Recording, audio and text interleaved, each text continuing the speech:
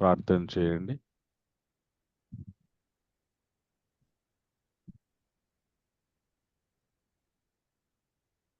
ఓం ఓమజ్ఞానతిమిరంధస్య జ్ఞానాంజనాశలాకయం చక్షురున్మిళితం येन తస్మై శ్రీగురవే నమః. శ్రీచైతన్యమనోభీష్టం స్థాపితం येन భూతలే స్వయం రూపః కథామహ్యం దధాతి స్వపదాంతికం. వందేహం శ్రీగురో శ్రీతపదకమలాం శ్రీగురు వైష్ణవాంశ్చ శ్రీరూపం సాగ్రజాతం సహగనా రఘునాథాన్వితం తం సజీవం సాద్వైతం సావధూతం పరిజనా సహితం శ్రీరాధాకృష్ణపాద సహగన్ లలిత శ్రీ విశాఖాన్వితాంశ్చ నమో విష్ణుపాదాయ కృష్ణపృష్ఠాయ భూతలే శ్రీమతే భక్తివేదాంత స్వామి నితి నామినే. नमस्ते सारस्वते देव्यै गौरवाणी प्रचारिणे निर्विशेषा शून्यवादी पाश्चात्य देशतारिणे नमो महावदन्याय कृष्ण प्रेम प्रदायते कृष्णाय कृष्ण चैतन्य नामने गौरतुसे नमः. हे कृष्ण करुणा सिंधो दीनबंधो जगतपते गोपेशा गोपिका कांता राधा कांता नमोस्तुते. तप्त कांचन गौरांगी राधे वृंदावनेश्वरी वृषभानुसुते देवी प्रणमामि हरिप्रिये. वाञ्छाकल्पतरोभ्यश्च कृपा सिन्धुभ्येव च पतितानां पावनेभ्यो वैष्णवेभ्यो नमो नमः. जय श्री कृष्ण चैतन्य प्रभु नित्यानंद श्री अद्वैत गदाधर श्रीवासादि गौर भक्तवृंदा. हरे कृष्णा कृष्ण कृष्णा हरे हरे, हरे रामा राम रामा हरे हरे. जय जय श्री चैतन्य जय नित्यानंद जय अद्वैत चंद्र जय गौर भक्त वृंदा. ओम नमो भगवते वासुदेवाय. ओम नमो भगवते वासुदेवाय. ओम नमो भगवते वासुदेवाय. मूकं करोति वाचालं पंगुं लंघयते गिरिं यत्कृपातमहं वन्दे श्रीगुरुं दीनतारिणं परमानन्दमाधवं श्रीचैतन्य ईश्वरम्. नारायणं नमस्कृत्य नरं चैव नरोत्तमं देवीं सरस्वतीं व्यासं ततो जयमुदीरयेत्. हरे कृष्ण. హరే కృష్ణ. అందరికీ స్వాగతం జపా సెషన్ లోకి. సో ఈ రోజు మనము నిన్న ఏ శ్లోక వరకు చర్చించుకున్నాము? 16 వరకు అయింది 16 ప్రభు. వరకు ప్రభు జరిగింది.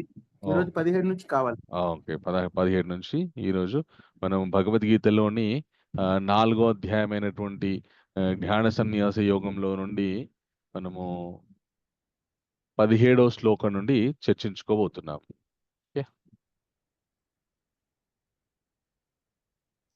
సో నిన్నటి శ్లోకంలో సారవంతమైనటువంటి విషయాలు మనం ఏం నేర్చుకున్నామో ఎవరైనా ఒకరిద్దరు చెప్పడానికి ప్రయత్నం చేయండి. చెప్పాలి ప్రభుజీ. చెప్పండి ప్రభు. హరే కృష్ణ.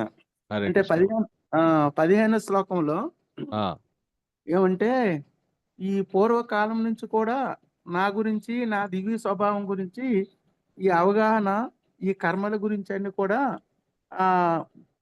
ఆ పూర్వ స్వభావం నుంచి తెలుసుకున్నారు. అదే వాళ్ళు ఇప్పుడు వివస్వానుడు, మనువు, ఇక్ష్వాకుడు వాళ్ళందరూ తెలుసుకున్నారు. వాళ్ళ అడుగు జాడల్లో తెలుసుకొని ఇప్పుడు కూడా నీవు అలాగే కర్మ చేయాలని చెప్పారు ప్రభుజీ. అయితే ఇప్పుడు ఈ మనుషులు ఏంటంటే 2 రకాలు ఉంటారు. హృదయం మాలిన్యం కలిగిన బద్ధజీవులు ఉంటారు. ఆల్రెడీ హృదయంలో ఈ మాలిన్యం అంతా తొలగిన వారు కూడా ఉంటారు. అయితే కృష్ణ చైతన్యంలో వచ్చిన వారికి ఈ 2 రకాల వాళ్ళకి ఉపయోగపడతారని 15 శ్లోకం చెప్పారు ప్రభుజీ. అలాగే 16 ఏంటంటే ఒక్క నిమిషం ప్రభు, ఇంకెవరైనా చెప్తారా 16వ శ్లోకం గురించి ఏం తెలుసుకున్నామో? హరే కృష్ణ పావని ప్రభుజీ మాతాజీ నేను చెప్తారా? చెప్తాను. హరే కృష్ణ ప్రభుజీ చెప్తాను. హరే కృష్ణ మాతాజీ. 16వ శ్లోకంలో మనము ఏ కర్మలు చేయాలో ఏ కర్మలు చేయకూడదో అనే భ్రమలో చిక్కుకుపోతా ఉంటాం ప్రభుజీ. ఓకే. ఏ కర్మత్వం చేస్తే వాటి యొక్క ఫలితాలు మనకు అంటవో వాటి నుంచి విముక్తులై ఉండాలి అని చెప్పి శ్రీకృష్ణ చెప్తున్నారు ప్రభుజీ. Okay, thank you very much. Thank you. Hare Krishna ప్రభుజీ. థ్యాంక్ యూ జానకి రామయ్య ప్రభు. థ్యాంక్ యూ పావని మాతాజీ. ఈ రోజు మనం 17వ శ్లోకం నుండి మొదలు పెట్టుకుందాం. ఓకే, సో నాతో పాటు అందరు కూడా చెప్పడానికి ప్రయత్నం చేయండి. కర్మణో హ్యపి బోద్ధవ్యం కర్మణో హ్యపి బోద్ధవ్యం బోద్ధవ్యం చ వికర్మణః బోద్ధవ్యం చ వికర్మణః అకర్మణాశ్చ బోద్ధవ్యం అకర్మణశ్చ బోద్ధవ్యం గహనా కర్మణో గతిః. గహనా కర్మణో గతిః. Okay.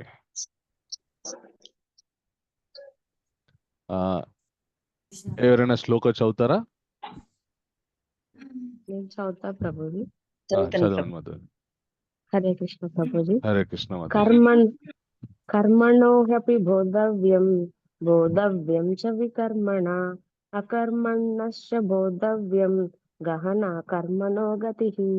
Hare Krishna thank you Prabhuji. Madhavi. Hare Krishna. కోట ఉషా మాతాజీ మీరు కూడా చదవండి. హరే కృష్ణ ప్రభుజీ. హరే కృష్ణ మాతాజీ. కర్మణ్యో హ్యాపి బోద్ధవ్యం బోద్ధవ్యం చ వికర్మణః అకర్మణశ్చ బోద్ధవ్యం గహనా కర్మణో గతిః. Thank you Madhavi. అంజలిబాయి మాతాజీ అనువాదం చదవండి.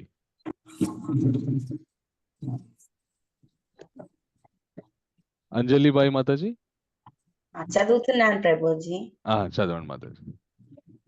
కర్మ గతులను అవగాహన చేసుకొనుట అత్యంత కష్టము. అందుచే కర్మ యననేమో వికర్మ, యననేమో అకర్మ, యననేమో మానవుడు చక్కగా ఎరుగవలెను. హరే కృష్ణ. హరే కృష్ణ. థ్యాంక్ యూ మాతాజీ. సో ఇక్కడ భగవంతుడు ఏమంటున్నారంటే కృష్ణుడు కర్మగతులని అవగాహన చేసుకునుట అత్యంత కష్టము. అందుచే కర్మ అననేమి, వికర్మ అననేమి, అకర్మ అననేమి మానవుడు చక్కగా ఎరగవలను. అయితే కర్మ అనగానే మనకి ఒకటే తెలుసు, కర్మ అంటే మనం అనుభవించవలసినటువంటిది అని చెప్పేసి మనకి తెలుసు. కానీ భగవద్గీతలో భగవంతుడు కర్మ గురించిన వివిధమైనటువంటి విషయాలను ఆయన చెప్తారు. ఓకే. సో కర్మ అంటే మనం చేయవలసినటువంటి పని, అలాగే కర్మ అంటే ఇంకొక అర్థం మనం అనుభవించాల్సినటువంటిది కూడా. అలాగే కర్మ అనేది మనల్ని మనం ఉద్ధరింపుకోవడానికి చేసేటటువంటి పని కూడా కర్మని అంటారు. ఇక్కడ మనకి 2వ అధ్యాయంలో స్వామి కొద్దిగా నిష్కామ కర్మ గురించి మొదలుపెట్టి 3వ అధ్యాయంలో కర్మయోగం గురించి చెప్తారు. దాంట్లో 3వ అధ్యాయంలో ఏం చెప్తారు, మనుషులుని సృష్టించినప్పుడు ఏ ఏ కర్మల్ని ఆయన నిర్దేశించారు మానవ జాతికి అనేటటువంటి విషయాలు గురించి ఆయన చెప్తారు.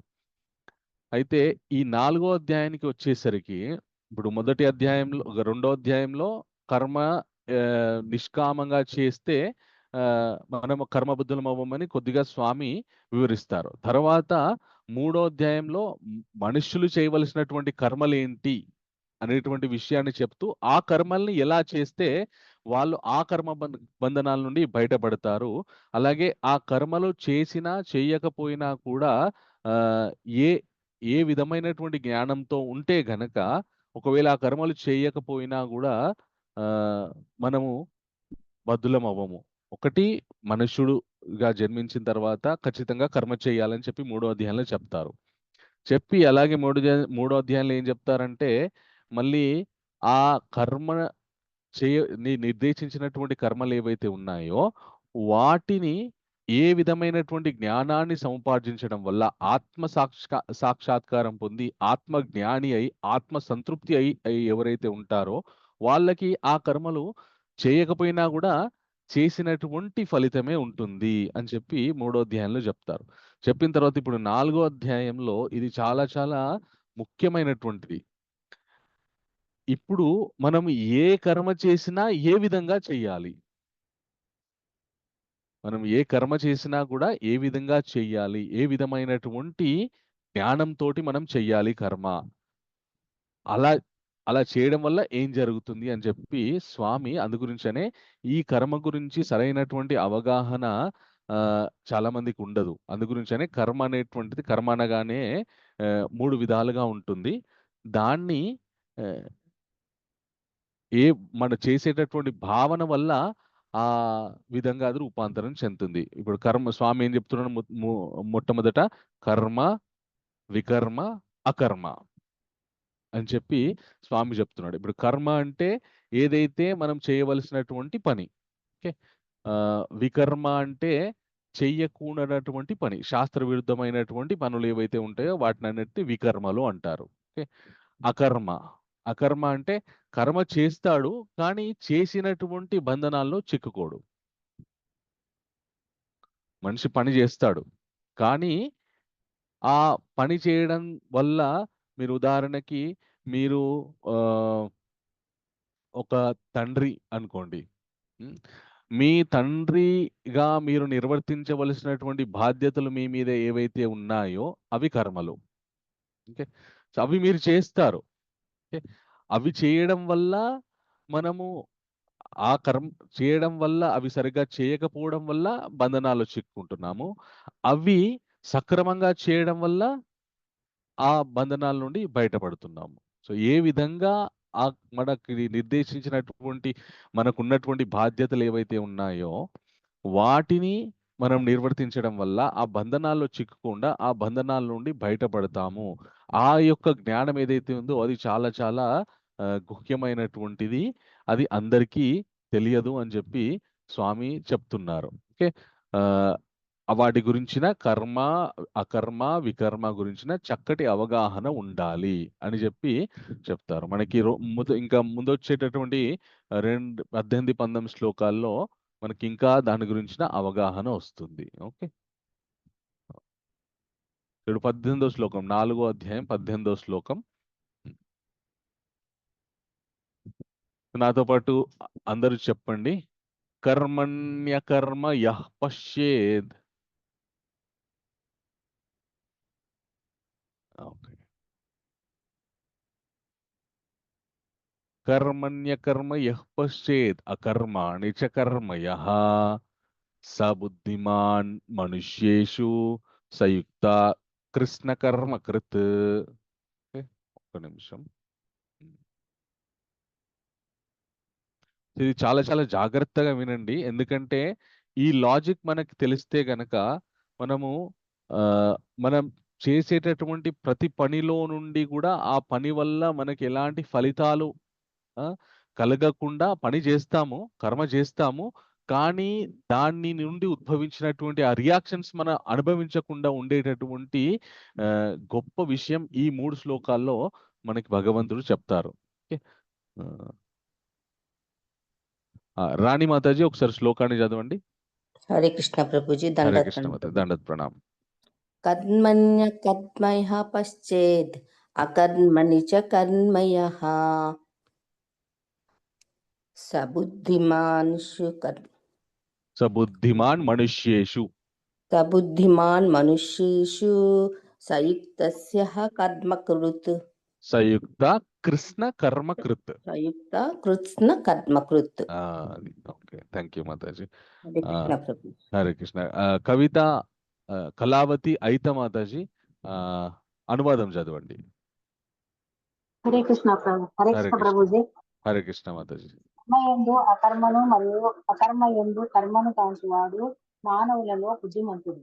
అట్టివాడు అనేక రకముల కర్మల యందు నియుక్తుడైనను ఆధ్యాత్మిక స్థితి అందున్నవాడే అగును.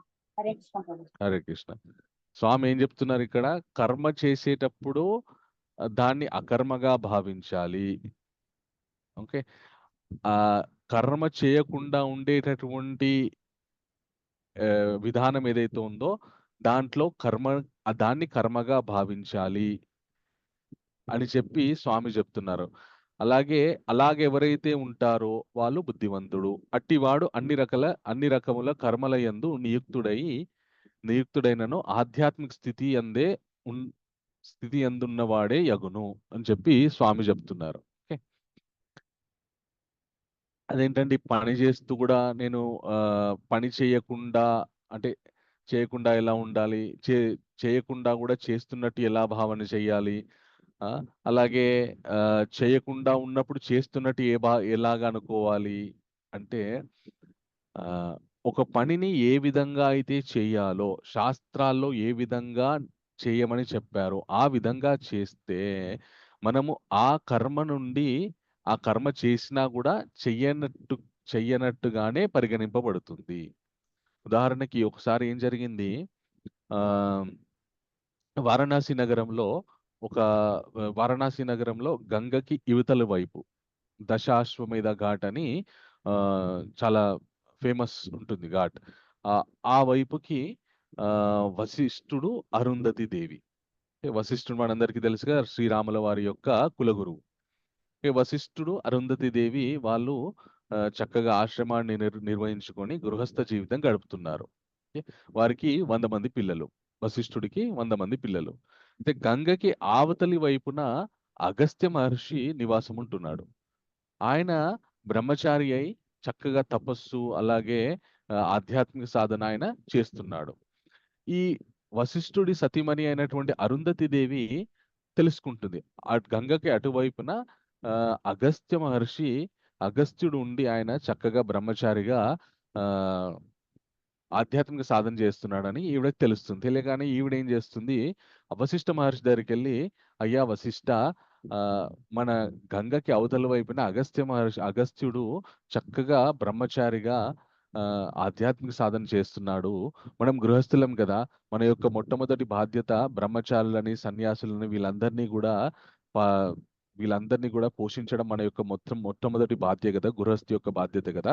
కాబట్టి నేను ఆ అగస్త్యుడికి కావలసినటువంటి అన్ని అవసరాలని తీర్చాలనుకుంటున్నాను. అతనికి ఏదైతే సమయానికి భోజనం పెట్టడం ఇత్యాది విషయాలు ఏవైతే ఉన్నాయో వాటిని నేను తీర్చాలనుకుంటున్నాను. ఎందుకంటే గృహస్థులు గనక బ్రహ్మచారికి, సన్యాసికి ఆతిథ్యం ఇస్తే వాళ్ళ యొక్క గృహస్థు జీవితం ఇంకా ఇంకా పరిపూర్ణంగా, గృహస్థు జీవితాన్ని సక్రమంగా గడపడానికి ఏ ఏ ఐశ్వర్యాలు, సంపదలు, ఎంత పుణ్యఫలం ఏదైతే ఉందో అవన్నీ కూడా వారికి దక్కుతాయి.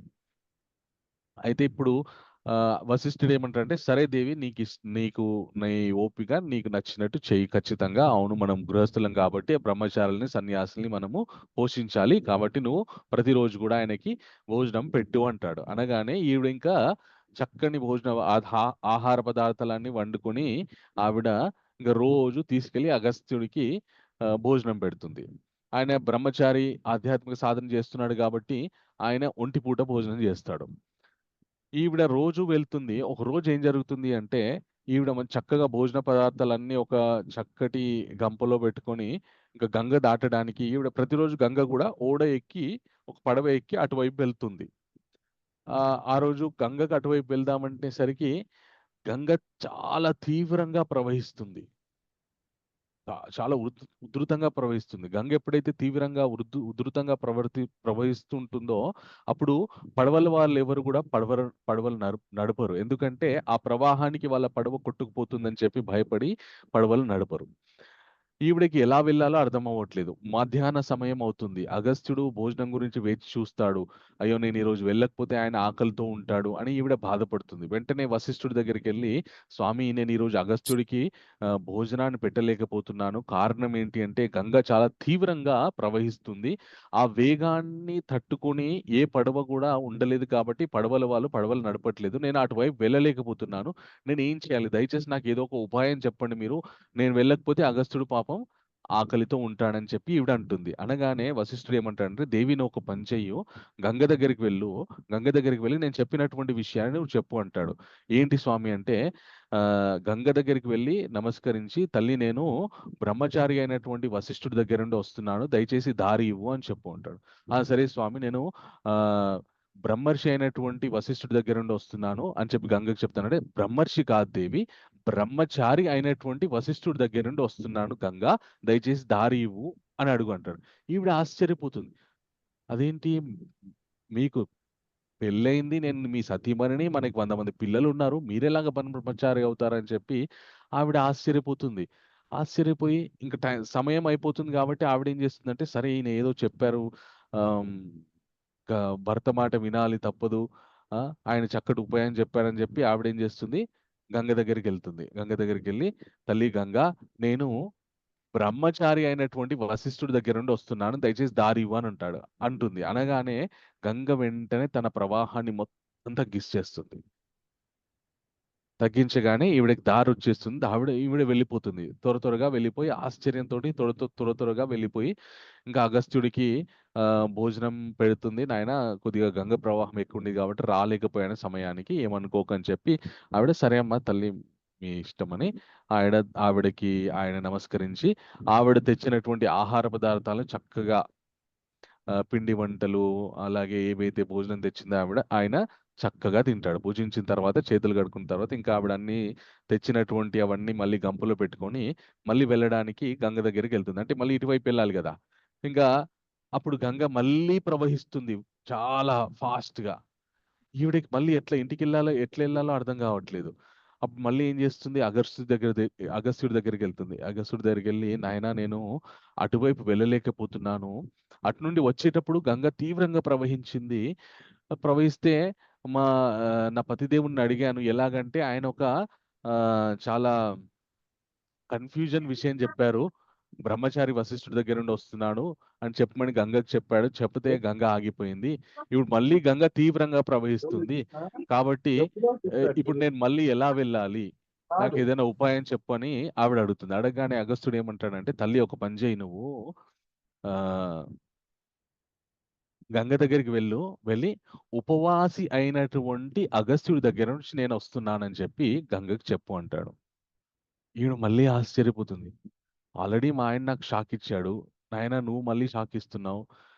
నువ్వు ఉపవాసం ఎక్కడున్నావు? నువ్వు ఉపవాసం ఎలా ఇప్పుడే కదా ఇక్కడి దాకా తిన్నావు.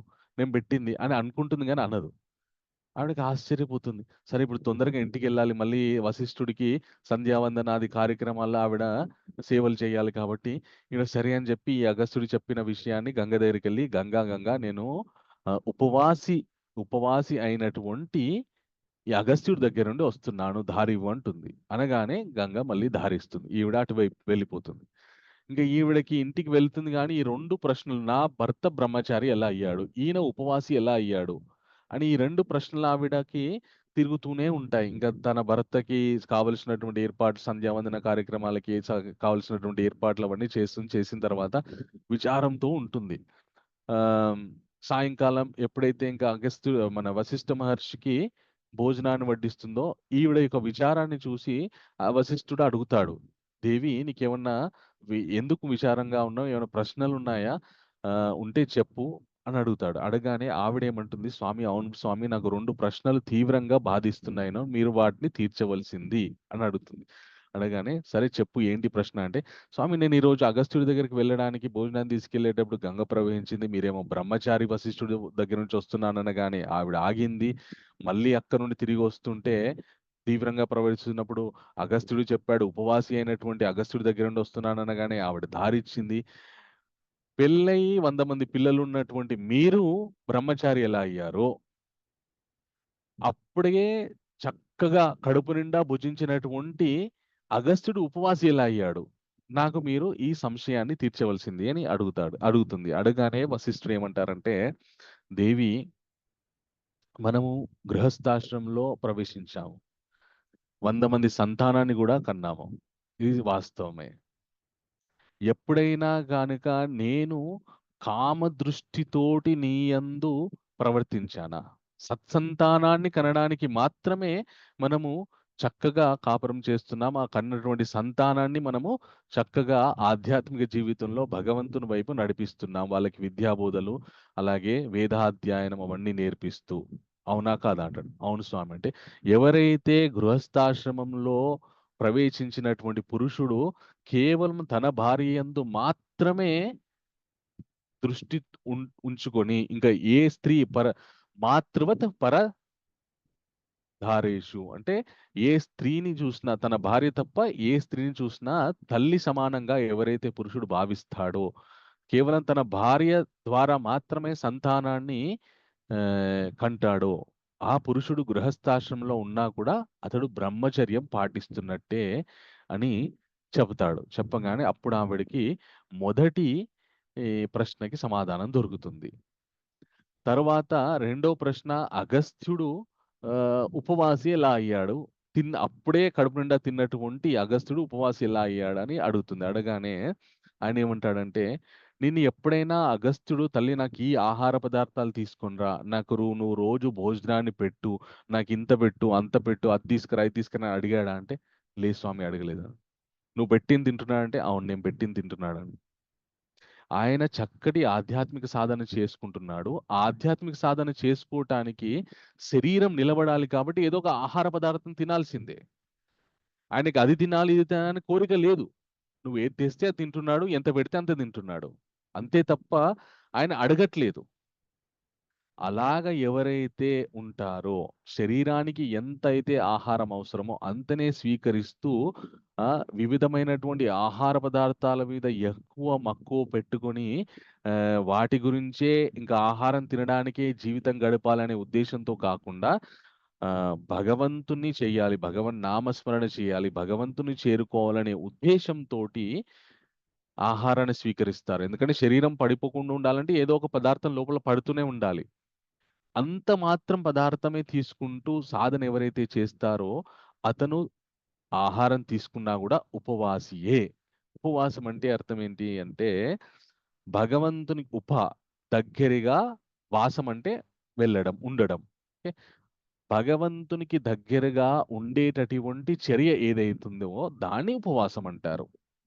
తప్ప ఇంకా నిరాహారి అయి మొత్తం శరీరాన్ని శుష్కించుకొని చేసేటటువంటి ఉపవాసం కదా. అంటే ఎవరికైనా అంత ఓపిక ఉంటే పర్వాలేదు. కొందరు నేను మంచి 25, 26, 27 సంవత్సరాలు ఉన్నప్పుడు నిర్జల ఏకాదశి నీళ్లు కూడా తాగకుండా ఉండేవాడిని. ఇప్పుడు 40 సంవత్సరాలు వచ్చినాయి నాకు. నిర్జల ఏకాదశి నీళ్ళు తాగకుండా ఉండలేను, కష్టం. నీళ్ళు తాగకపోతే ఇంకా నెక్స్ట్ డే మరి చాలా మంటలేస్తుంది శరీరంలో. అవ్వదు నాకు ఇప్పుడు నీళ్ళు తాగకుండా ఏకాదశి వ్రతాన్ని పాటించడం. ఒక్కోసారి ఏదైనా కొంచెం ప్రసాదం తీసుకోకుండా ఏకాదశి వ్రతం చేయలేను. ఎందుకంటే వయసు ఇప్పుడు 40 సంవత్సరాలు ఉన్నాను నేను. కాబట్టి శరీరం అంత 20లో ఉన్నంత సహకరించట్లేదు శరీరం. అంత ఓపిక లేదు. కాబట్టి ఖచ్చితంగా ఏదో పదార్థం తీసుకోవాలి. అలా తీసుకున్నా గూడా తప్పులేదు. మనం ఉపవాసం ఉన్నట్టే. ఎంత మాత్రం కావాలో అంతే మాత్రం తీసుకుంటూ ఎక్కువ ఇంత కావాలి, అంత కావాలి, అది కావాలి, ఇది కావాలనే భావన లేకుండా ఎంత కావాలో అంత తీసుకుంటే అది ఉపవాసం కిందకే లెక్కొస్తుందని చెప్పి లెక్క చేయబడుతుందని చెప్పి వశిష్ఠుడు అరుంధతి దేవికి చెప్తారు.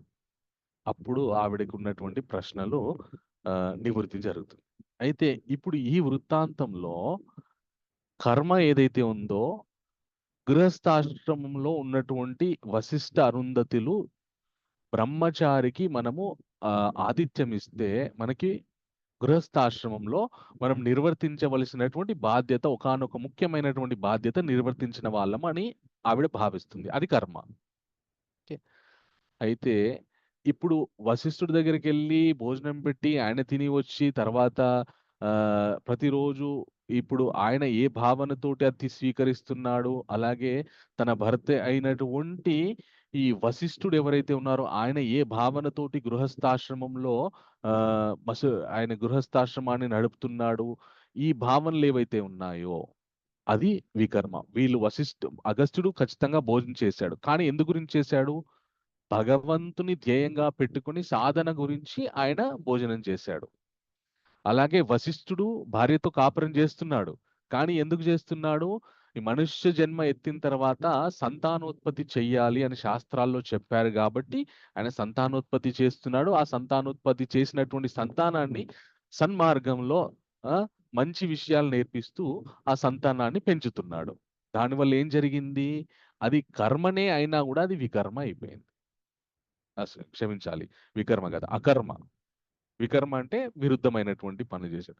సో ఇప్పుడు అగస్త్యుడు ఆహారం తీసుకున్నా కూడా అది అకర్మ అయిపోయింది. అంటే అది ఎలాంటి దాని నుండి ఉద్భవించేటటువంటి ఫలితాలు ఏవైతే ఉన్నాయో అవి ఆయన అనుభవించకుండా ఉండవలసినటువంటి స్థితికి ఆయన ఆహారం స్వీకరించినా వెళ్తున్నాడు. భార్యతో కాపురం చేస్తున్నా కూడా వశిష్ఠుడు ఆ ఏ విధంగా శాస్త్రాల్లో చెప్పారో ఆ విధంగా కాపురం చేస్తూ భగవంతుని ధ్యేయంగా ఉంచుకున్నటువంటి వశిష్ఠుడు భార్య ద్వారా సంతానాన్ని పొందినా కూడా అది అకర్మనే అయిపోయింది.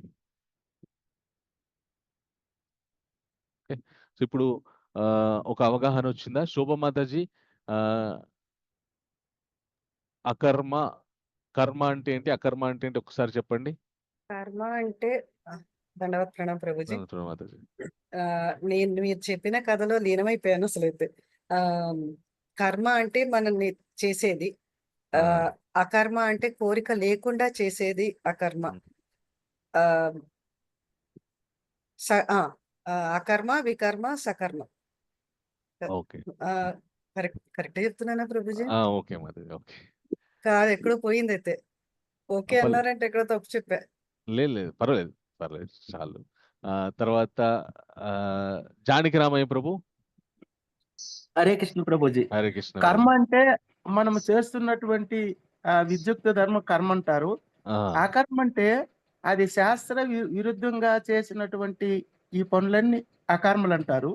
లేదు లేదు. అలా హరే కృష్ణ. అకర్మ అంటే ఫలితాన్ని ఆశించకుండా చేసేటటువంటి దాన్ని అకర్మ అంటారు. అకర్మ అంటే, కర్మ అంటే పని చేయడము, అకర్మ అంటే పని చేయకుండా ఉండడం. ఈజీగా అదే అర్థం కావాలంటే ఆ, శాస్త్ర శాస్త్ర విరుద్ధంగా శాస్త్రం ప్రకారం చేస్తూ ఫలితాన్ని ఆశించకుండా ఉండేది అకర్మ. అకర్మ. ఆ, ఉమ్. ఓకే. సో పవని మాతాజీ మీరు చెప్పండి. హరే కృష్ణ ప్రభుజీ. హరే కృష్ణ మాతాజీ. అకర్మ కర్మ, అకర్మ, వికర్మ. కర్మ ఉమ్, మనకు నిర్దేశించబడినవి చేయడం. ఆ, వికర్మ శాస్త్రానికి విరుద్ధంగా చేయడం ప్రభుజీ. ఉమ్, అకర్మ వచ్చి శాస్త్రానుగుణంగా చేసి వాటి ఫలితాలని కంప్లీట్ గా లీనమవ్వకుండా ఉండడం. వాటి హరే కృష్ణ ఫలితాల మీద ప్రభుజీ. దృష్టి సారించకుండా దృష్టి ఉండేటటువంటి సారించకుండా ఉండడం, చర్య ఏది ఉందో అది అది అకర్మ అకర్మ. కిందికి పరిగణించబడుతుంది. ఇప్పుడు అర్జునుడికి యుద్ధం చేయమని చెప్తున్నారు. ఆ మై సర్వాణి మై సన్యాస సర్వకర్మాణి అంటే నా యందు నువ్వు అన్ని కర్మలు, నా గురించి అన్ని విషయాల్ని త్యజించి, అంటే ఆ విషయాలకు ఉన్నటువంటి ఆ అనుబంధాన్ని, అటాచ్మెంట్ ని తొలగించుకొని నా గురించి నువ్వు యుద్ధం చేయని స్వామి చెప్తున్నాడు.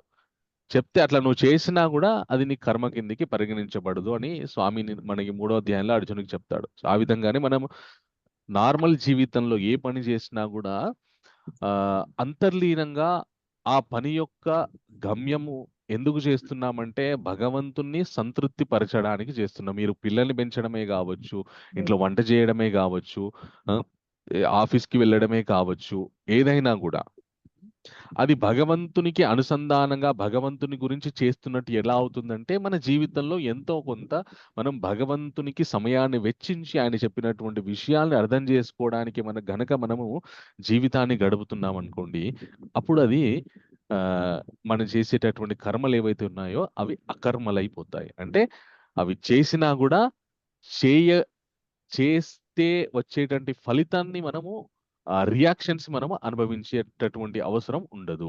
అవి అకర్మలు అయిపోతాయి, అంటే భగవత్ కర్మలు అయిపోతాయి అవన్నీ కూడా. ఇప్పుడు వికర్మ ఏదైతే శాస్త్రానికి విరుద్ధంగా ఉంటుందో కర్మ, దాన్ని వికర్మ అంటారు. ఉదాహరణకి గృహస్థాశ్రమమే ఉంది, ఎలాంటి ఆధ్యాత్మిక చింతన లేదు, పిల్లల్ని కూడా కేవలం శరీరంలోని కోరికలు తీర్చుకోవడానికే కాపురం చేసేసి పిల్లల్ని కూడా కని ఇంకా వాళ్ళకు కూడా ఎలాంటి ఆధ్యాత్మిక విషయాన్ని ఆధ్యాత్మిక విషయాల్ని చెప్పకుండా ఇంకా ఇష్టం వచ్చినట్టు పెంచేస్తున్నాం. కొందరు పిల్లల్ని ఎలా పెంచుతారంటే తమ యొక్క దర్పం చూపించుకోవడానికి పిల్లల్ని పెంచుతారు. పిల్లలకి ఏది పడితే అది కొనిస్తారు. ఎందుకంటే అందరిలో పక్కింటి వాళ్ళకి, ఎదురింటి వాళ్ళకి, బంధువుల ముందు పిల్లలు నా పిల్లలకి నేను చాలా ఏది అడిగితే అది కొనిస్తున్నా అని చెప్పేసి వాళ్ళ ముందర పోజు కొట్టడానికి. దానివల్ల ఏం జరుగుతుందంటే అహంకారం పెరుగుతుంది, పిల్లోడు కూడా పాడైపోతాడు. చివరికి కొద్ది కాలం తర్వాత ఇంకా వాడికి తండ్రి ఏది పడితే అది కొనిచ్చింది కాబట్టి వాడు దానికి అలవాటు పడిపోతాడు. అలవాటు పడిపోయి ఏం జరుగుతుంది, ఎప్పుడైతే ఇంకా తండ్రి తాను కూడా మంచి వయసుకు వచ్చి బాధ్యతలు స్వీకరించాల్సినటువంటి వయసు వస్తుందో అప్పుడు వాడికి ఏది కోరుకుంటే అది రాకపోయేసరికి వాడు డిప్రెషన్లోకి వెళ్ళిపోతాడు. వెళ్ళిపోయి ఇంకా వాడు కొన్ని సందర్భాలను అయితే శరీరాన్ని సూసైడ్ చేసుకోవడానికి కూడా వెనుకాడరు. పిల్లలకి ఎలా పెంచాలి, శాస్త్రంలో ఎలా పెంచాలని చెప్పారో అలా పెంచడానికి ప్రయత్నం చేయాలి. దానికంటే ముందు తల్లిదండ్రులు చక్కగా ఆధ్యాత్మిక బోధనలు విని భగవంతుని గురించిన అవగాహన చేసుకోవాలి. భగవంతుడు ఏం చెప్తున్నా, ఏదో పెద్ద పెద్ద పనులు చేయమని చెప్పట్లేదు. మీరు చేసే పనులనే ఆ చేసేటప్పుడు ఏ భావనతో చేస్తున్నారో దాన్ని మార్చుకోమంటున్నారు అంతే. ఒకే పని, అదే పని మనము కేవలము ఇంద్రియాలను తృప్తిపరచుకోవడానికి చేయడం వల్ల ఆ కర్మ వికర్మ అవుతుంది. ఇంద్రియాలను తృప్తిపరచకుండా భగవంతుని తృప్తిపరచడానికి చేసేటటువంటి అదే పని భగవంతుని తృప్తిపరచడానికి చేయడం వల్ల అది అకర్మ అయిపోతుంది. ఇక్కడ పని మారట్లేదు, మన భావన మారుతుంది. ఆ పని చేసేటప్పుడు మన భావనని మార్చుకోవాలి. అప్పుడు అది కర్మనే అకర్మ అవుతుంది, కర్మనే వికర్మ అవుతుంది. అంటే శాస్త్ర విరుద్ధమైనటువంటి భావనతోటి చేస్తే అది వికర్మ అవుతుంది. శాస్త్రానుగుణంగా భగవంతుడే ధ్యేయంగా చేసేటటువంటి కర్మ అకర్మ అవుతుంది. అలాగే కర్మనే చేస్తున్నాం, ఏదో ఒక మంచి శాస్త్రాల్లో చెప్పిన విధంగానే చేస్తున్నాము, కానీ ఫలితాల్ని ఆశిస్తున్నాము. దానివల్ల మనం ఫలితాల్ని పొందుతాము, మంచి ఇక్కడ భోగభాగ్యాలను అనుభవిస్తాము, అలాగే శరీరం వదిలిపెట్టిన తర్వాత స్వర్గాది లోకాలకు కూడా వెళ్తాము, అది కూడా అనుభవిస్తాం. ఎప్పుడైతే నేను ఫలితాన్ని ఆశించి గనక కర్మ చేస్తానో అది శాస్త్ర పరంగానే చేస్తాను. దానివల్ల ఏం జరుగుతుంది, పుణ్యం అనేటువంటిది మనకు వస్తుంది. పుణ్యం వచ్చిన తర్వాత ఆ పుణ్యం మళ్ళీ ఖర్చు అయిన తర్వాత మళ్ళీ ఈ జనన మరణ చక్రంలోకి మళ్ళీ మనము ఇమిడిపోవాల్సి వస్తుంది. అలాగా కర్మనే ఫలితం ఆశించినా ఆశించకుండా చేసినా విరుద్ధంగా చేసినా కూడా ఏవైతే ఫలితాలు ఉన్నాయో అవి మనము అనుభవించాలి. అంటే అకర్మ భావనతో చేస్తే నేను చేయట్లేదు, భగవంతుని గురించి భగవత్ తృప్తి గురించి చేస్తున్నాను, నా ఆధ్యాత్మిక సాధన ముందుకు వెళ్ళడానికి చేస్తున్నాం అనే భావనతోని కర్మలు చేయడం ఉత్తమం. ఫలితాన్ని ఆశించడము అలాగే శాస్త్ర విరుద్ధంగా చేయడం వల్ల మనము వివిధ బంధనాల్లో పడిపోతున్నాము. తర్వాత భగవంతుడు ఏం చెప్తారంటే నాతో పాటు అందరు చెప్పండి, యస్య సర్వే సమారంభా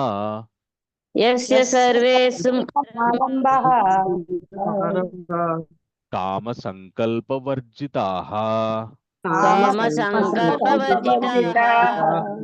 జ్ఞానాగ్నిదగ్ధ కర్మాణాం తమాహు పండితం బుధః.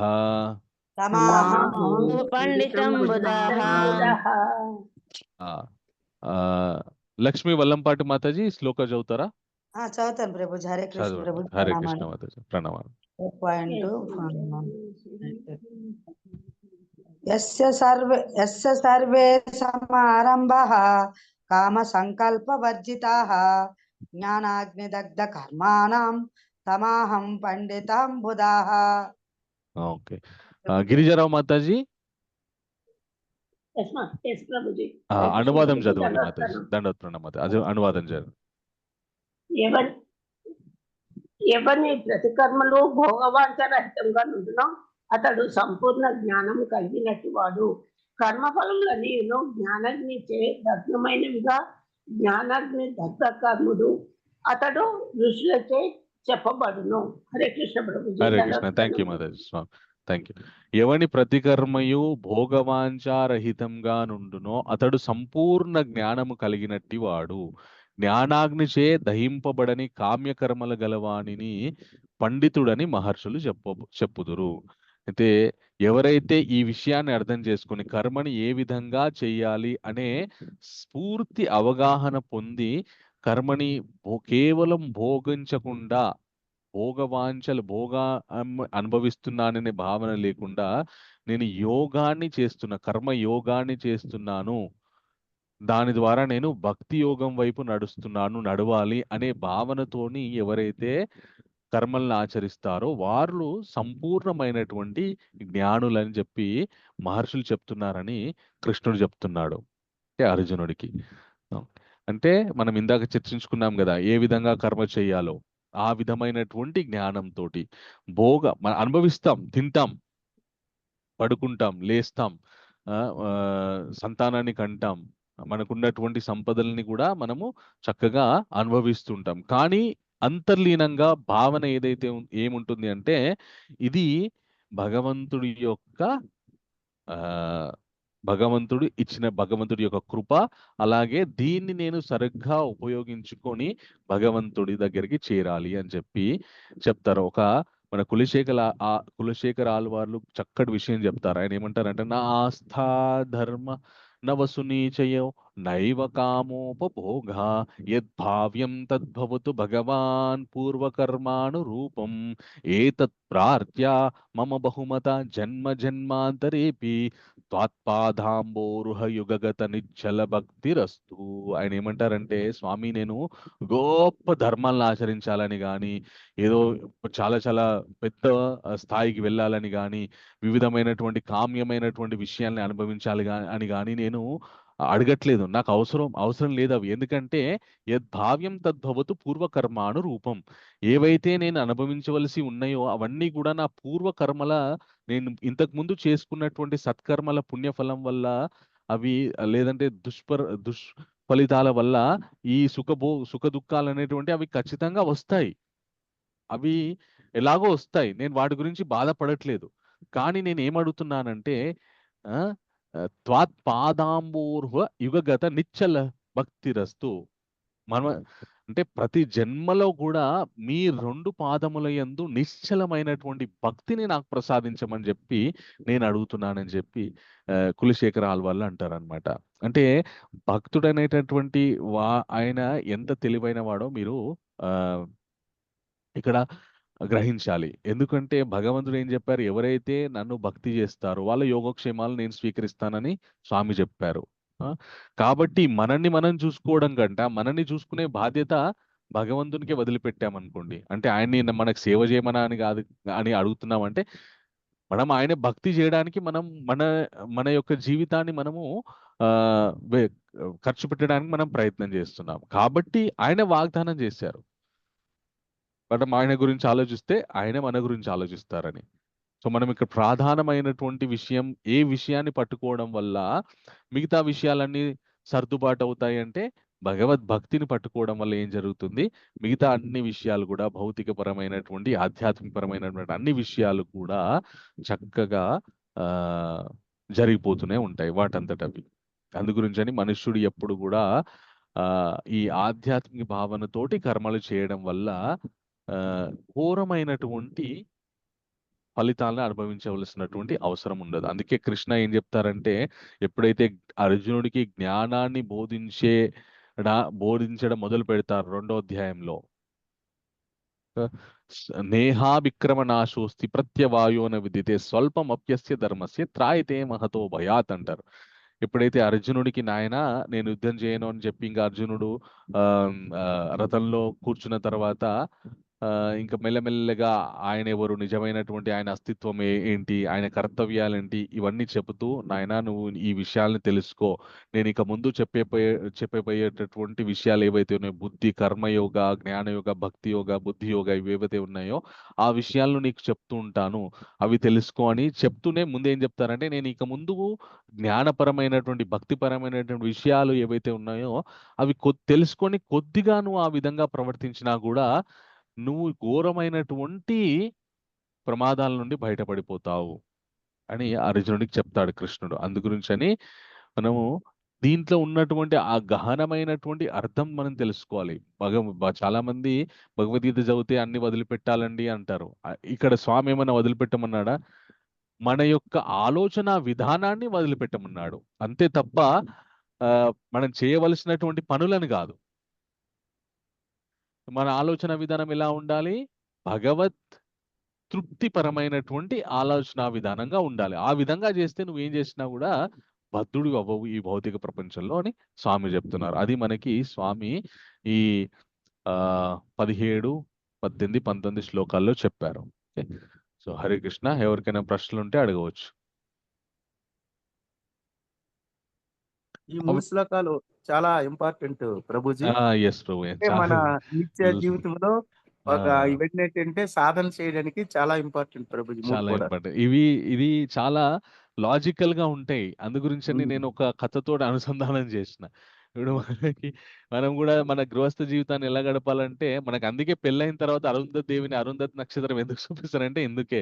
ఏదో ఇప్పటి నుండి నీకు సుక్కలు కనబడతాయి జీవితంలో అని చెప్పడానికి కాదు. అరుంధతి వశిష్ఠుల్లాగా మీరు కూడా కాపురం చేయాలి అని చెప్పి అందుకు మనకి అరుంధతి నక్షత్రం కనిపించినా కనపడకపోయినా చూపిస్తారు. సో వాళ్ళు ఎంత ఆ పంతులు గారు ఆదర్శప్రాయంగా కూడా జీవించారు. వివరించరు ప్రభుజీ. పంతులు గారు కూడా ఈ నక్షత్రం మీకు ఇలా దానికోసమే చూపెడతారని పంతులు గారు కూడా వివరించి చెప్పరు. ఇగో ఎందుకంటే చూడండి అరుంధతి నక్షత్రం అని అన్నారు మొన్న. ఎందుకంటే ఆయన బాధ ఆయనకి పాపం ఆయనని పిలుస్తాము. మాంగళ్య ధారణ అయిన తర్వాత అందరూ వచ్చి గిఫ్ట్లు ఇస్తుంటారు. ఆయనకేమో పాపం పిలిచి పాపం ఆయనకి పెళ్లి భోజనం తంతు కూడా ఆయన. చేయలేము. ఇక పెళ్లి ఆయన తంతు పని కూడా ఆ, వీడియోస్ అని ఫొటోస్ అని పెళ్లి తంతు కూడా చేయలేము. అదేదో 3, అదే 4 అదే అయితుంది. హరే కృష్ణ ప్రభుజీ. అదే మన పేరెంట్స్ తల్లిదండ్రుల ముందు మనం ఎలాగ నడిస్తే ఆ పిల్లలు కూడా అదే బాటలో నడుస్తారని నా అభిప్రాయం ప్రభుజీ. అవును మా మాతాజీ. అమ్మగారు వాళ్ళు చక్రాంతాలు వేసుకొని నారాయణ నా ఏంటి ఎవరది శ్రీ సాంప్రదాయం. శ్రీ వాళ్ళు చేస్తే మేము చిన్నప్పటి నుంచి వాళ్ళతో చూసి మేము పెరిగి ఇచ్చేసాం ప్రభుజీ. అందుకు మాకు కూడా కొంచెం ఇది అలవడింది. ఇప్పుడు కూడా పిల్లల పేరెంట్స్ ఏంటి అంటే మీ ప్రతి దానికి మీరు చెప్పినట్టు ఏది అడిగితే అది కొనివ్వడం, పెద్ద ఆడంబరాలకు పోకుండా ఇలా చిన్న చిన్నవి ఇంట్లో నేర్పిస్తే పిల్లలు ప్రయోజకులు అవుతారని నా అభిప్రాయం. మీరు చెప్పింది చాలా బాగుంది ప్రభుజీ. ఎస్. నాకు అదే మా చిన్నప్పుడు మా అమ్మ మా నాన్నలతో వెళ్ళేవాళ్ళం. అది గురుగారు వచ్చేవారు విశాఖపట్నం నుంచి. అతనికి రోజు సత్సంగం నైట్ చెప్పేవారు, భాగవతం చెప్పేవారు. మేము వెళ్ళేవాళ్ళం అనమాట. కుణుకుతూ కూడా ఆలకించేవాళ్ళం. నిద్ర వెరీ గుడ్. వచ్చేసేది, ఆలకించేవాళ్ళం. నాకు అది గుర్తొచ్చింది బాగా. Thank you Mataji. పేరెంట్స్ ముందు ఎలా నడిస్తే పిల్లలు కూడా అలాగే నడుస్తారు. వాళ్ళ అవును. దగ్గర మనం మంచిగా ఉండాలి, ఎస్. చక్కగా చూసుకోవాలి. హరే హరి కృష్ణ. హరి గుడ్. బోల్ ప్రభుజీ. హరే చాలా బాగా కృష్ణ. చెప్పారు. థ్యాంక్ యూ చాలా చాలా మాతాజీ. ధన్యవాదాలు ప్రభుజీ. Thank you. మీ కథ నిజంగా అసలు ఇంతవరకు నాకు తెలియదు అసలు.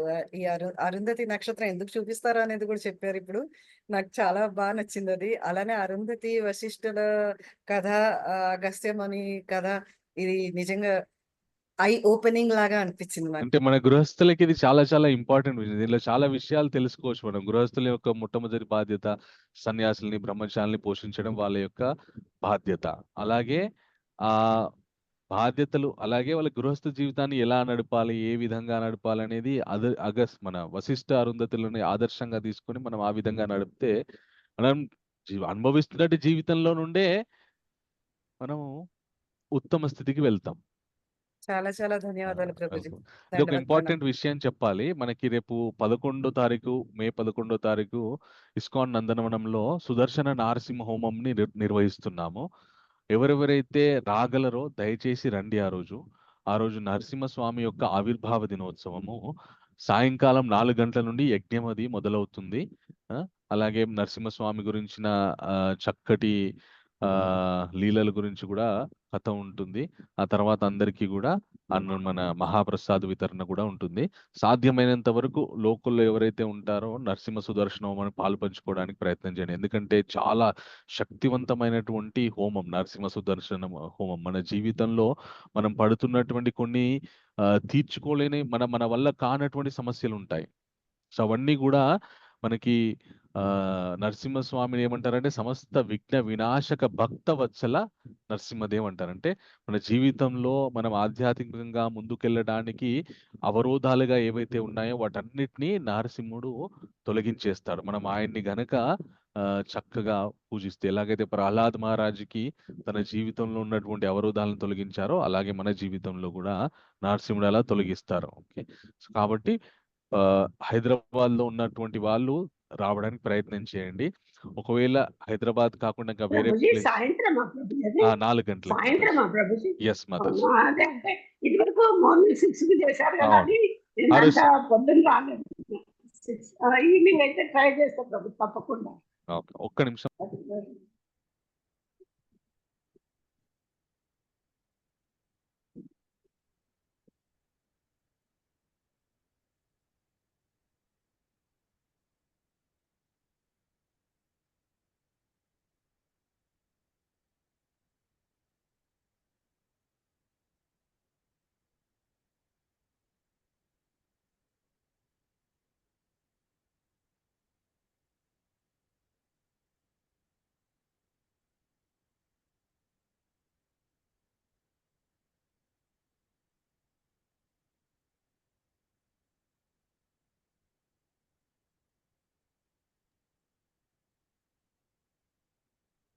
ప్రభుజీ వాయిస్ రావడం లేదు. ఒక నిమిషం ఉండమన్నారు ఆయన ఉండమన్నారు ఒక మ్యూట్ నిమిషం. లో ఉన్నారండి. ఒక్క నిమిషం అవును ఉండమని ఉండమన్నారు చెప్పన్నారు. అదే ఉండమని చెప్పారు. వెయిట్ చేయండి. ఓకే ఓకే అమ్మా.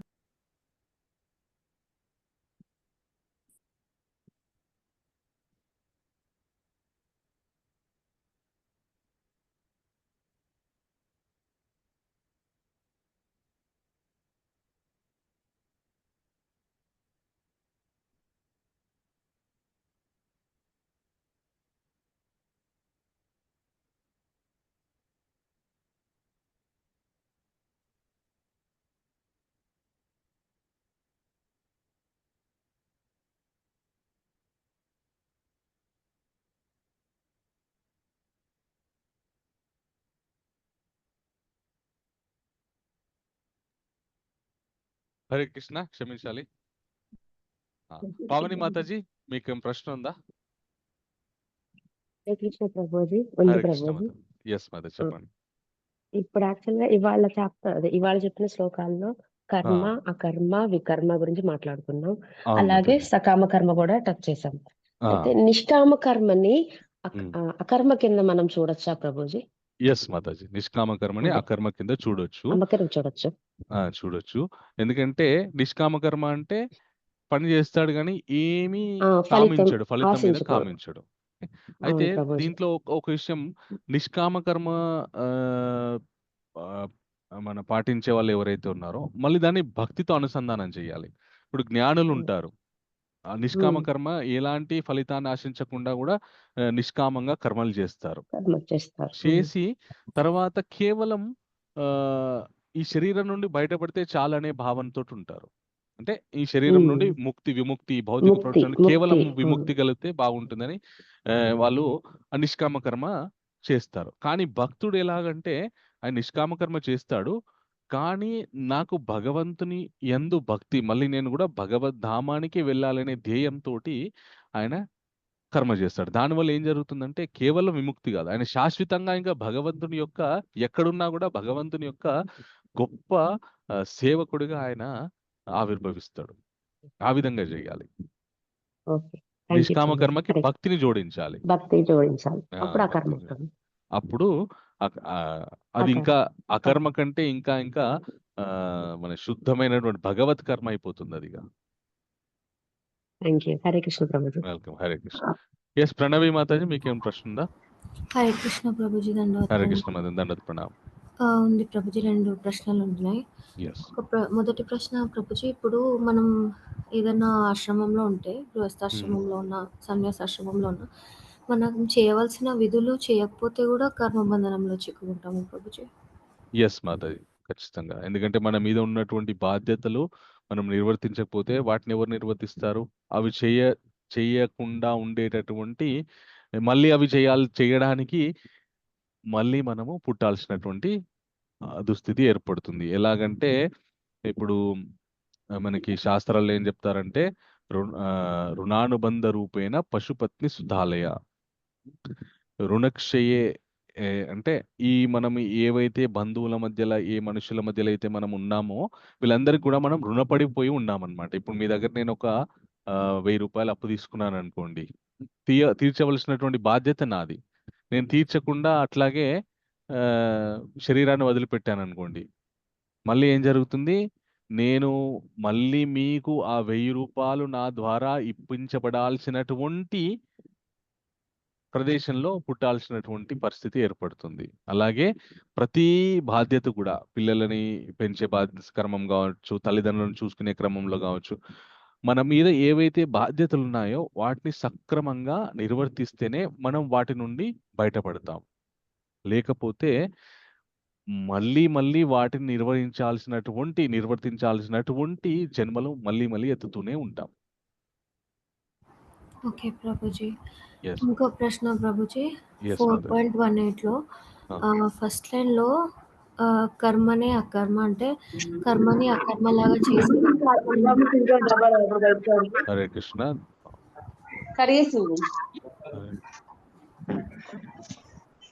చెప్పండి ప్రణయ్ మాతాజీ, ఒక్క నిమిషం.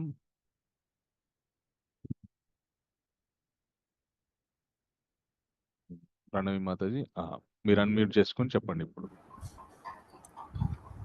హరే కృష్ణ ప్రభుజీ. హరే కృష్ణ మాతాజీ. 4.18 శ్లోకంలో ప్రభుజీ, కర్మనే అకర్మ అంటే మనం కర్మని అకర్మలాగా చేసి మనం ఫలితాలు ఆశించకుండా చేయాలని చెప్పారు కదా ప్రభుజీ. మరి రెండో లైన్లో అకర్మని చ కర్మ అని ఉంది కదా ప్రభుజీ, అంటే అకర్మలో కూడా కర్మని చూడాలని, అది ఎలా సాధ్యం ప్రభుజీ? ఓకే, అంటే అకర్మ ఓకే, శ్లోకం ఒకసారి చదువుదాం. కర్మణ్య కర్మ యః పశ్చేత్, కర్మణ్య కర్మ యః పశ్చేత్ అకర్మాణి చ 18 శ్లోకం అన్నారు కదా మీరు. ఓకే, కర్మణ్య కర్మ యః పశ్చేత్ అకర్మాణి చ కర్మయః, అకర్మాణి చ కర్మయః అంటే కర్మ చేయకుండా ఉండే విధానం ఏదైతే ఉందో దానిలో కర్మని చూస్తాడు. ఇప్పుడు కర్మ చేయకుండా ఉండేటటువంటి విధానం ఏదవుతుంది? కర్మని సక్రమంగా ఎందుకు చేయాలో అందుకు చేయడం వల్ల కర్మనే అకర్మ అవుతుంది.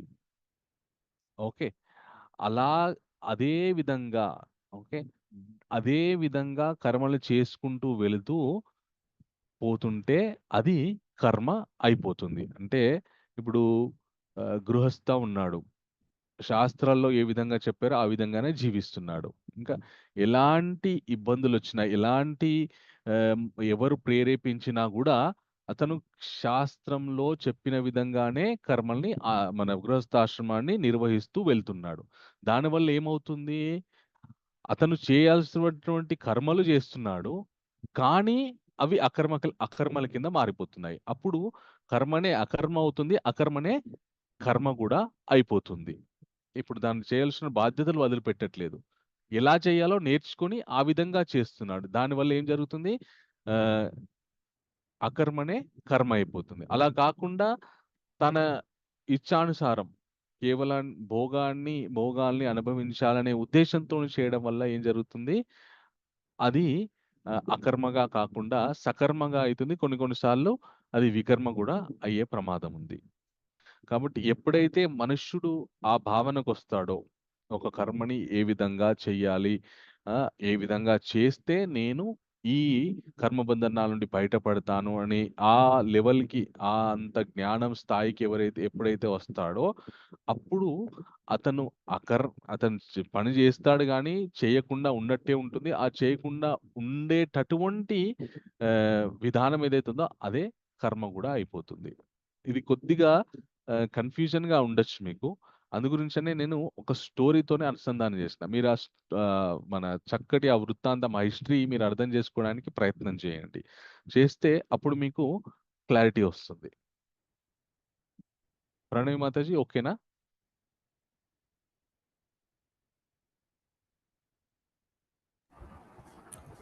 ఎస్ ప్రభుజీ.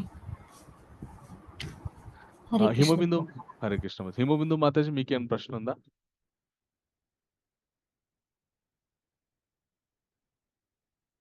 హిమబిందు మాతాజీ మీకు హ్యాండ్ రైజ్ చేశారు, ఏమైనా ప్రశ్న ఉందా మీకు? హరే కృష్ణ. ఒక్క నిమిషం అన్మ్యూట్ చేస్తాను. ఇప్పుడు అన్మ్యూట్ చేసుకుని చెప్పండి, అడగండి మాతాజీ. నమస్కారం ప్రభుజీ. హరే అయితే కృష్ణ మాతాజీ. ఇప్పుడు చెప్పిన స్టోరీలో మామూలుగా నా రిలేటెడ్ కి ఏమైందంటే తులసి దళాలు ఉన్నాయి కదా మాత ప్రభుజీ, అయితే అవి నేనే తెంపి కృష్ణుడికి మాల వేస్తూ ఉంటానన్నమాట, రాముడికైనా కృష్ణుడికైనా. అయితే చుట్టుపక్కల ఉన్న వాళ్ళు చెప్తున్నారు అది మగవారు మాత్రమే దళాలు తెంపాలి, వేయాలి అని అంటున్నారు. అయితే నేను చెప్పాను మా వారు అలా సహకరించారు కదా, ఇప్పుడు నేను అలా వదిలేయడం ఎలా, నాకు వేయాలని ఉంది కాబట్టి నేను వేస్తున్నాను అని చెప్పాను. సో అది కరెక్ట్ అంటారా, రాంగ్ అంటారా? లేదు, ఎవరైనా తెంపొచ్చు, తులసి తెంపొచ్చు, దానిలో ఇబ్బంది ఏం లేదు. కాకపోతే ఎందుకు అట్లా వచ్చింది మగవారే తెంపాలి ఆడవారు తెంపకూడదు అంటే అంటే కొన్ని రోజులు ఆడవారికి పనికి రావు కదా, అందు గురించి అని చెప్పి ఆ సమయాల్లో మనం తులసి ముట్టుకోవడం కానీ వాటర్ పోయడం కానీ చేయకూడదు. చేస్తే ఎండిపోతుంది ఆవిడ. అవును. సో అందు గురించి అని చెప్పి మగవాళ్ళని ప్రత్యేకంగా వాళ్ళే చేయాలని చెప్పే ఆ విధానం వచ్చింది, అంతే తప్ప మనకి అంటే ఏ రోజులైతే మనం మంచిగా పనికొచ్చే రోజులు ఉంటాయో వాటిలో తెంపొచ్చు. దానిలో తప్పేం లేదు. అదే అంటే నాకనిపించింది అయ్యో! అంటే సార్ సారీ ప్రభుజీ. అయితే ఆ! మన ఉద్దేశ్యం కరెక్ట్ ఉన్నప్పుడు ఈ ధర్మం అనేది కొంచెం పక్కన పెట్టొచ్చు గదా! అని అనిపించిందనమాట పద్ధతులు. ఆహ్, ఇ ఇస్ అయిష్టంగా తెంపిస్తే మనకి మంచిగా అనిపించదు. మా వారికి కూడా కొంచెం పాపం తగులుతది గదా! ప్రభుజీ.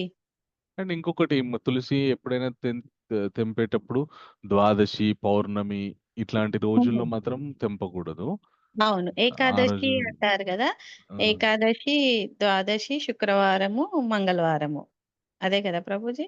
లేదు. ద్వాదశి, పౌర్ణమి. ముఖ్యంగా ఈ 2 తిథుల రోజు తెంపకూడదు. కొందరు ద్వాదశి, శుక్రవారం పౌర్ణమి. గూడా ఆహా! ద్వాదశి అలాగే పౌర్ణమి. ఏకాదశి తర్వాత వచ్చే ద్వాదశి అలాగే హ్మ్. ప్రతి నెల వచ్చే పౌర్ణమి రోజు తెంపకుండా ఉండడానికి ప్రయత్నం చేయాలి. ఆ రోజు అవసరం వచ్చి అవసరం పడేటటువంటి తులసి ముందే తుంచుకొని పెట్టుకోవాలి మనం. అంటే నా మనసులో మీరు ఇప్పుడు స్టోరీ చెప్పిన దానికి నేను ఇన్ని రోజులు వాళ్ళతో నాకిష్టముంది నేను కృష్ణుడికి పెట్టడానికి గూడా అన్ని రూల్స్ అండ్ రెగ్యులేషన్స్ పాటించాలి అంటే ఎట్లా అని ఉంటాయి. కానీ మళ్ళా ఒక భయం ఉంది. తప్పు చేస్తున్నానా అని. మీరు ఇవాళ స్టోరీ చెప్పారు కదా! అది నాకు కనెక్ట్ అయిందనమాట. అంటే గృహస్థ దాంట్లో ఉన్నప్పుడు కూడా మన పద్ధతులు మనం పాటించాలి. అన్నీ అన్నీ అంటే ఇప్పుడు మీరు స్టోరీ చెప్పారు కదా! ఒకటి అరుంధతి వారిది.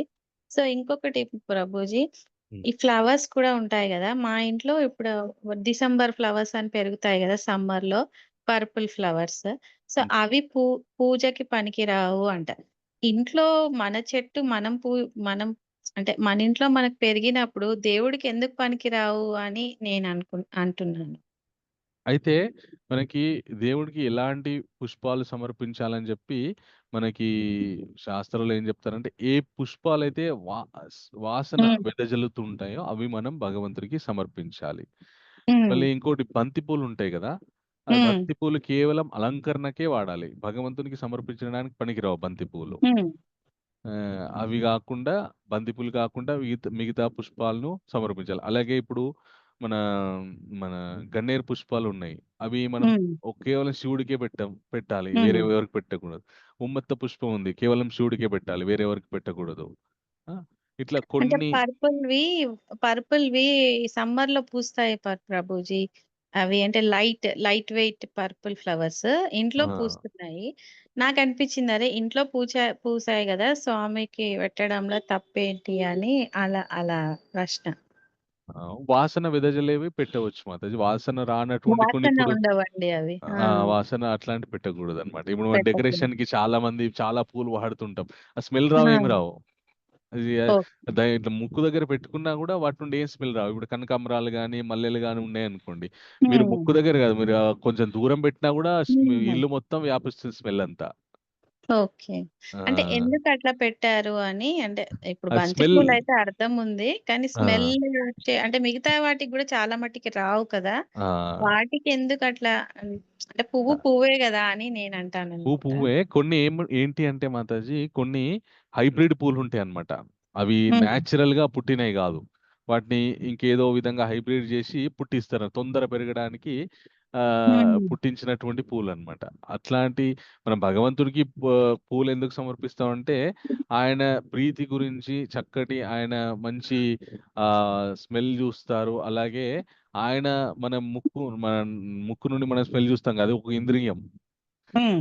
మన మన స్మెల్ చూసే ఇంద్రియ జ్ఞానం ఏదైతే ఉందో, అది ఏదో వాసనలు చూస్తే మన లేనిపోని కోరికలు పుడతాయి. అలా గాకుండా భగవంతుని పాదాల యందు పెట్టినటువంటి ఆ పుష్పాల యొక్క స్మెల్ మనం చూస్తే గనక, మన ఈ ఇంద్రియం ఆ భగవద్ భక్తికి లోబడి ఉంటుంది. ఓకే. సో, అందు ఓహ్! గురించని భగవంతునికి వాసనొచ్చే పూలు పెట్టి అవి మనము భగవంతుని యొక్క ఉచ్చిష్టంలాగా వాటిని మనం గ్రహిస్తే మన ఇంద్రియం మన కంట్రోల్‌లో ఉంటుంది. అలా గాకుండా ఏదో పూలు పెట్టిన వాటి స్మెల్ రావు, ఏం రావు. దానివల్ల హ్మ్. ఆహ్, మనకేం ఏదో అలంకరణ చేసుకోవచ్చు. అలంకరణ పూజ గదికి మీరు భగవంతునికే పెట్టకుండా వాటిని ఏం హ్మ్. చేస్తారంటే మన పూజ గది గాని, మీ షెల్ఫ్ గాని ఉంటది గదా! పైన ఇట్లా హ్మ్. మంచిగా పెట్టొచ్చు. మంచిగా అనిపిస్తాయి. అట్లా పెట్టొచ్చు. ఓకే. అంటే అంటే అంటే మీరు వాసన లేనివి పెట్టకూడదు ఆ! అంటారు. భగవంతుని ఇంట్లో పాదాల దగ్గర మంచి స్మెల్ హ్మ్. వచ్చేటివి పెట్టాలి. వాసన లేని ఇంకా పూలు ఏవైతే ఉన్నాయో అవి ఉమ్, తోరణం లాగా లేకపోతే ఆ పూజ గది అలంకరణ లాగా ఇట్లా పెట్టుకోవచ్చు హాయిగా. Okay okay Prabhuji. అంటే నాకు ఇప్పుడు ఈ పాయింట్ అర్థమైంది. ఎందుకు పుష్పాలు పెట్టాలి అంటే రివర్స్ మనకి ఆ మనకి వాసన భగవంతుడిది ఆశీర్వాదం లాగా ఆ స్మెల్ చూసి ఇదే దారిలో ఉంటాము అని. మన అదే ఆ వాసన చూసే ఇంద్రియాన్ని అదుపులో పెట్టుకోవడానికి ఓకే మనం పుష్ప సేవ చేస్తాం. అంటే భగవంతుని ఓకే ప్రీత్యర్థం. మళ్ళీ దాంట్లో మన యొక్క ఇంద్రియం కూడా కంట్రోల్లో ఉండడానికి మనం ఆ సేవ చేస్తాం. ఓకే ప్రభుజీ. థ్యాంక్ యూ అండి. వెల్కమ్ మాతాజీ. హరే కృష్ణ. ప్రణయ్ మాతాజీ, మీరు ఇంకేమైనా ప్రశ్న ఉందా మీకు? హ్యాండ్ డౌన్ చేయలేదు. ఓకే ఓకే, ఇంకెవరికైనా ప్రశ్న ఉందా? హరే కృష్ణ. హరే కృష్ణ. అయితే ఇంకొక ఇంపార్టెంట్ విషయం కూడా ఏంటి అంటే మనకి 8th మే 8th నుండి థర్స్డే, రేపు ఎల్లుండి నుండి మనకి మళ్ళీ భగవద్గీత 18 days కార్యక్రమం జరుగుతుంది. హిస్ గ్రేస్ గోవర్ధన్ గిరివరదాస్ ప్రభు చెప్పబోతున్నారు సాయంకాలం 8 నుంచి 9 గంటలకి. సో మన యొక్క బాధ్యత ఏంటి అంటే ఆ భగవద్గీత పోస్టర్ని మన వాట్సాప్ స్టేటస్గా పెట్టుకోవడం, లేదంటే మన ఫేస్బుక్లో పోస్ట్ చేయడము, లేదంటే మనం ఏ గ్రూప్లలో అయితే కామన్ గ్రూప్స్ ఉంటామో మన బంధువులు మిత్రుల గ్రూప్లో ఉంటాయో వాటిలో మీరు షేర్ చేయడం. దానివల్ల వేరే వాళ్ళకు కూడా మీరు భగవద్గీత వినేటటువంటి అవకాశం ఇచ్చిన వాళ్ళం అవుతాం. కాబట్టి ఆ భగవద్గీత ఇప్పుడు రాబోయే మే 8th స్టార్ట్ అవ్వబోయేటటువంటి ఆ కార్యక్రమానికి సంబంధించినటువంటి పోస్టర్ని సాధ్యమైనంత వరకు మీరు ఇతరులకి పంచుకోవడానికి ప్రయత్నం చేయండి. ఓకే, హరే కృష్ణ. జై శ్రీ మాతాజీ, మీకు ఏమైనా ప్రశ్న ఉందా? హరే కృష్ణ ప్రభుజీ. హరే కృష్ణ మాతాజీ. దండవత్ ప్రణామ్. దండత్ ప్రణామ్ మాతాజీ. అదే ప్రభుజీ, ఏదో అడగాలని గుర్తొచ్చి మర్చిపోయాను. అదే గోత్రనామాలు, అదే డబ్బులు ఇచ్చాం కదా, యజ్ఞం చేస్తా అన్నారు కదా, అది ఎస్ మాతాజీ. ఎవరికి పంపించాలి అని. మన నందనవనం క్యూఆర్ కోడ్ ఉంది మాతాజీ, దేవాలయానికి క్యూఆర్ కోడ్ ఉంది. దానికి మీరు పంపించండి. పంపించిన తర్వాత ఆ స్క్రీన్ షాట్ నాకైనా గోవర్ధన్ ప్రభుకైనా నిఖిల్ ప్రభు ఎవరికో ఒకరికి పెట్టండి. పెడితే పద్మావతి పరిపూర్ణత పర్లేదు. మాతాజీకి పెట్టాము. గోత్రనామాలు కూడా మాతాజీకే పెట్టాలా అని అడుగుతున్నాను. మాతాజీకి పెట్టండి. మాతాజీ పెట్టి మాతాజీ మాకు పంపిస్తారు. Okay Prabhuji. Thank you Prabhuji. Welcome. Hare Krishna. అయితే సోమవారం నుంచి మళ్ళీ భగవద్గీత 18 క్లాసెస్ 18 అధ్యాయాలు గురువారం మాతాజీ, గురువారం నుండి మే 8th నుండి సాయంత్రం 8 గంటలకి తెలుగులో మళ్ళీ భగవద్గీత 18 రోజుల కార్యక్రమం జరగబోతుంది. ఈ సంబంధించిన పోస్టర్ మీ అన్ని గ్రూపులలో, మీ వాట్సాప్ స్టేటస్, ఫేస్బుక్ లో అక్కడిక్కడ మీరు షేర్ చేయండి. ఓకే, అప్పుడు తీసుకున్నారు కదా, అలాగేనా ప్రభుజీ? సేమ్ అలాగే. ఓకే అది ప్రభుజీ. లేదు, ఈసారి ఏమో 8 గంటలకి. ఈసారి గోవర్ధన్ గిరివరదాస్ ప్రభు తీసుకుంటున్నారు. ప్రాసెస్ సేమ్ కదా ప్రభుజీ, చదవడం అవన్నీ? Yes Mataji. Okay Prabhuji. దండవత్. దండత్ Hare Krishna. Yes Girija Mataji, ఒక్క నిమిషం ఆగండి. ఇప్పుడు అన్మ్యూట్ చేసుకోండి.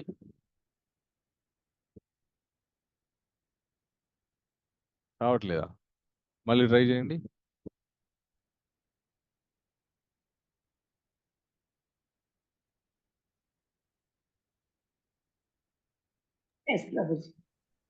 ప్రభుజీ నేను రాకున్నా కూడా అంటే గోత్రనామాలు పెట్టాను, చూసారా? మళ్ళీ పెట్టాలా అని?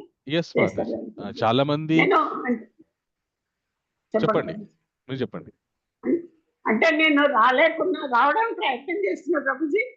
మాదిని మా తోడ్పడను కూడా ప్లీజ్ అని అంటే తోడు కావాలి మాది ప్రభుజీ. రావే మొక్కదాన్ని ప్రయత్నం చేస్తున్నాను. 99% రావడం ప్రయత్నం చేస్తాను ప్రభుజీ. రాలేకపోతే పూజ చేస్తాను కదా అని. నో ప్రాబ్లం మాతాజీ, పర్వాలేదు. వీలైన వాళ్ళు రండి. వీలు కానటువంటి వాళ్ళు మీ కుటుంబ సభ్యుల యొక్క గోత్రనామాలు పంపించండి, సంకల్పంలో చదివిపిస్తాం. ఏం అవసరం లేదు మాతాజీ, ఏం నా ఒక్కరికే పెట్టారు కదా. మేము నోట్ చేసుకున్నాం మాతాజీ. Thank you. భారతి పెరుమాల్ మాతాజీ, మీకు ఏమైనా ప్రశ్న? హరే కృష్ణ ప్రభుజీ. అడగాలనో లేదో తెలియదు నాకు. భగవంతుడికి హారతి ఇచ్చిన తర్వాత అది కళ్ళకి అద్దుకోమని చెప్తారు కదా ప్రభుజీ. ఆ! అది ఎందుకు అలా చేయాలి ప్రభు? నాకు తెలియదు అది ఆ విషయము. ఇంకొకటి ఆ పువ్వులు గూడా మనకి వాసన చూపిస్తారు ప్రభుజీ. అది గూడా ఎందుకు అలా చేయాలి ప్రభుజీ? తెలియదు నాకు. అందుకని అడుగుతున్నాను. సో, భగవంతునికి ఆ నీరాజనం ఆరతిస్తాం గదా! అవును. అప్పుడు ఆ యొక్క ఏదైతే ఉందో హారతి అది పవిత్రమైపోతుంది. సో, భగవంతునికి ఏదర్పించినా గూడా అది పవిత్రమైపోతుంది. సో, హారతి అనుకోండి మనము దాన్ని తినలేము, తాగలేము. అవును. ఎందుకంటే అది అగ్ని గాబట్టి. కేవలం కళ్ళకి అద్దుకోవాలి అంతే. ఇప్పుడు పుష్పాలనుకోండి, మనం భగవంతునికి అర్పించిన తర్వాత మనం చక్కగా ఆ పుష్పాల యొక్క వాసన చూడొచ్చు. వాసనొస్తుంది. మనం ఆ వాసన చూడాలి. ఎందుకు అంటే ఇందాక నేను చెప్పాను గదా! మనకి ముక్కు ద్వారా ఆహ్, వాసన చూసే శక్తి ఉంటుంది. అది ఒక ఇంద్రియము. ఓకే. జ్ఞానేంద్రియము. దాన్ని అదుపులో పెట్టుకోవాలంటే దానికి పవిత్రమైనటువంటి విషయాలని ఇస్తూ ఉండాలి. మన శరీరంలో ఏ ఇంద్రియమైనా గావచ్చు, నాలిక గావచ్చు, ఇంకేదైనా గావచ్చు. అది అదుపులో ఉండాలంటే దానికి చక్కటి ఉన్నతమైనటువంటి రుచికరమైనటువంటి విషయాల్ని ఇవ్వాలి. భగవంతుడు చెప్తారు ఏమనంటే ఆహ్, ఎలాగైతే మన రసవర్జం రసోప్యస్య పరం దృష్ట్వా నివర్తతే. మనకి ఉన్నటువంటి అన్ని జ్ఞానేంద్రియాలు ముక్కు వాసన చూస్తుంది, నాలిక రుచి చూస్తుంది, చెవులు వినికిడి శక్తి ఉంటాయి. వీటన్నిటికీ గూడా ఉత్తమమైనటువంటి విషయాల్ని మనము అలవాటు పరచడం వల్ల అవి కంట్రోల్‌లో ఉంటాయి. అతి ఉత్తమమైనటువంటి విషయాలు ఏవి అంటే భగవంతునికి అర్పించినటువంటివి, భగవంతునికి సంబంధించినటువంటివి ఆ విషయాల్ని మనం వాటికి ఇస్తే గనక అప్పుడవి కంట్రోల్‌లో ఉంటాయి. లేకపోతే ఇంకా వాటికి ఇచ్ఛానుసారం అది గావాలి, ఇది గావాలని కోరుతూ ఉంటాయి. మనం వాటి వెంపర్లాడడం వల్ల ఇంగ మళ్ళీ మనం ఈ భౌతిక ప్రపంచంలో వివిధ బంధనాల్లో చిక్కుకుంటాం. సో, అందు గురించని భగవంతుడు క్షమించండి మరి. పుష్పాలు సమర్పించాలి. మళ్ళీ ఇంకొక విషయం ఏమిటంటే, ఆ పుష్పాలు గూడా అవి గూడా సంతోషిస్తాయి. వాటి యొక్క జీవితం ధన్యమైనందుకు. అవి గూడా వాటి లోపల గూడా జీవుడుంటారు. పుష్పాల్లో ఏముంటాయి? విత్తనాలుంటాయి. అంతే గదా! అవును. అవి అవును మీరు ప్రభు. ఏదైనా పువ్వు మీరు ఇట్లా అనేసేయండి. కొన్ని రోజులైన తర్వాత మొలకలెత్తుతాయి. అవును. సో, అందులో ఉన్నటువంటి జీవులు గూడా వాళ్ళు గూడా సంతోషపడతారు. వాళ్ళ జన్మ గూడా ధన్యమైపోతది. ఇంకా అయితే మనకి మనుష్యుడు ఎప్పుడైతే ఆహ్, శాస్త్ర విరుద్ధంగా ప్రవర్తిస్తాడో అప్పుడు 84,00,000 జీవరాశుల్లో తిరగాల్సినటువంటి పరిస్థితి ఏర్పడుతుంది. ఆ 24,00,000 జీవరాశుల్లో చెట్లు, చేమలు, పండ్లు, ఫలాలు ఇవన్నీ ఉంటాయి. సో, ఒక మనిషి మళ్ళీ జన్మ ఎత్తాలంటే, మళ్ళీ ఇంకొక మనిషి శరీరంలోకి ఆహారం ద్వారా ప్రవేశించిన తర్వాత జన్మ ఎత్తాల్సినటువంటి ఉంటుంది. అంటే మళ్ళీ మనిషి జన్మకి దగ్గరగా రావాలి అంటే, ఏ జన్మలో పండో, ఫలమో, పుష్పమో ఏ జన్మలో ఉన్నా గూడా అది భగవంతునికి ఉపయోగించబడిందనుకోండి. పవిత్రమవ్వి మళ్ళీ ఉత్తమ జన్మ లభిస్తుంది వాళ్ళకి. చాలా బాగుంది ప్రభు. చాలా అద్భుతంగా చెప్పారు ప్రభు. భగవంతునికి నివేదించిన తర్వాతనే మనం ఆహారం స్వీకరిస్తాము. అలాగే ఇది గూడా. ఆ! ఇది గూడా. ఇప్పుడు చాలా ఆ పుష్పాన్ని ఆశ్రయించినటువంటి, ఆ పండును ఆశ్రయించినటువంటి జీవాత్మలు ఎవరైతే ఉంటారో, వాళ్ళకి మళ్ళీ తర్వాత ఇంకా అవి అయిపోయిన తర్వాత ఎప్పుడైతే ఇంగా అర్పించిన తర్వాత మనం తీసేస్తాం. ఇంకవి చనిపోతాయనుకోండి. పండనుకోండి మనం తినేస్తాం. అయిపోతాం, అరిగిపోతది. అప్పుడు వాటిలో ఆశ్రయించినటువంటి ఆ జీవాత్మలకి ఉత్తమ జన్మ లభిస్తుంది. కొన్ని కొన్ని మనుష్య జన్మ గూడా లభిస్తుంది. మనకి ఎలాగైతే బృందావనంలో ఒకసారి కృష్ణుడి యొక్క స్పర్శ వల్ల బృందావనంలో కృష్ణుడి వాళ్ళ ఇంటి ఆవరణలో మద్ది చెట్లుంటాయి 2. శాపవశాత్తు గంధర్వులైనటువంటి వాళ్ళు మద్ది చెట్లుగా కొన్ని లక్షల సంవత్సరాలు అక్కడనే ఉంటారు.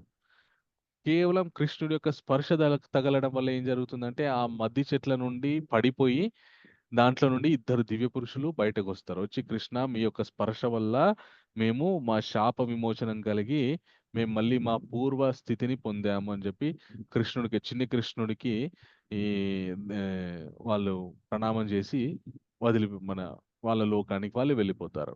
సో, ఆ విధంగా చెట్లు, చేమలు, పండ్లు, పూలు, పొలాలు వాటిని కూడా ఆశ్రయించి జీవాత్మలు ఉంటారు. వాళ్ళందరూ తరించాలంటే అవి భగవంతునికి యొక్క స్పర్శ కలిగితే అవి తరిస్తాయి. సరే సార్. చాలా బాగా చెప్పారు ప్రభు. హరే కృష్ణ హరే ప్రభు. కృష్ణ మేడం. హరే కృష్ణ. రమాదేవి మాతాజీ మీకేమైనా ప్రశ్న ఉందా? Thank you Satyadev Mataji. ఒక్క నిమిషం అన్మ్యూట్ చేసుకోండి ఇప్పుడు. అదే సుదర్శన హోమానికి డబ్బులు పంపిస్తాం అనుకున్నాం ప్రభాజీ. మా ఆ, గోత్రాలు పేర్లు చెప్తాము అని. తప్పకుండా మాతాజీ. మన దేవాలయం క్యూఆర్ కోడ్ పంపిస్తాము, మన గ్రూప్ లో మళ్ళీ షేర్ చేస్తారు సరే శైలజ మాతాజీ. మీరు దాన్ని స్కాన్ చేసి పంపియండి. పంపిస్తే సరే మీరు రాగలుగుతారా మీరు ఆ రోజు? రాలేం లేదు ప్రభుజీ, చాలా దూరంగా ఉండం. అది పామిడిపల్లెము, ఓ అనంతపురం జిల్లా. ఓకే ఓకే పర్వాలేదు. మీ గోత్రనామాలు చదవడం జరుగుతుంది హోమంలో. సరేలే ప్రభుజీ. నమస్కారం ప్రభుజీ. హరే కృష్ణ. హరే కృష్ణ. సో చాలా చాలా సంతోషం ఈరోజు మీ అందరితో చక్కగా మనం భగవద్గీతలోని 17, 18, 19 శ్లోకాలు తెలుసుకున్నాము. వాటిలో ఉన్నటువంటి గహనమైనటువంటి కర్మ విషయాన్ని ఎలా కర్మ ఎలా నిర్వర్తిస్తే అదే సకర్మ, అకర్మ, వికర్మ అవుతుందో తెలుసుకున్నాము. రేపు మళ్ళీ మనము 4వ అధ్యాయం 20వ శ్లోకం నుండి చర్చించుకోవడానికి మళ్ళీ ఆరుంభావకి మనం సమావేశం అవుదాం. దయచేసి అందరూ కూడా ఆరుంభావకి జాయిన్ అవ్వండి. సామూహికంగా మనం ఒక మాల జపం చేద్దాము. సామూహికంగా జపం చేయడం వల్ల గొప్ప ఫలితం ఉంటుంది. కాబట్టి ఆరుంభావకి అందరూ జాయిన్ అవ్వడానికి ప్రయత్నం చేయండి. ఓకే. హరే కృష్ణ. ఎవరెవరైతే ఈరోజు క్లాస్లో జాయిన్ అయ్యారో వాళ్ళందరికీ కూడా భగవంతుని యొక్క కృపా కటాక్ష వీక్షణాలు ఎల్లవేళలా ఉండాలని, వారి ఆధ్యాత్మిక భౌతిక జీవితాల్లో ఇంకా ముందుకెళ్ళాలని, వారి భౌతిక పరమైనటువంటి అడ్డంకులు ఏవైతే ఉన్నాయో వాటి వల్ల ఆధ్యాత్మిక జీవితంలో ముందుకు వెళ్ళకుండా ఏవైతే అడ్డంకులు ఉన్నాయో అవన్నీ తొలగిపోవాలని మనస్ఫూర్తిగా కోరుకుంటూ, వాంఛా కల్పతరుభ్యశ్చ కృపా సింధోభ్యో చ పతితానాం పావనేభ్యో వైష్ణవేభ్యో నమో నమః. హరే కృష్ణ. రమాదేవి మాత మీకు ఏమైనా ప్రశ్న ఉందా? హ్యాండ్ రైజ్ చేసి పెట్టారు అట్లాగే.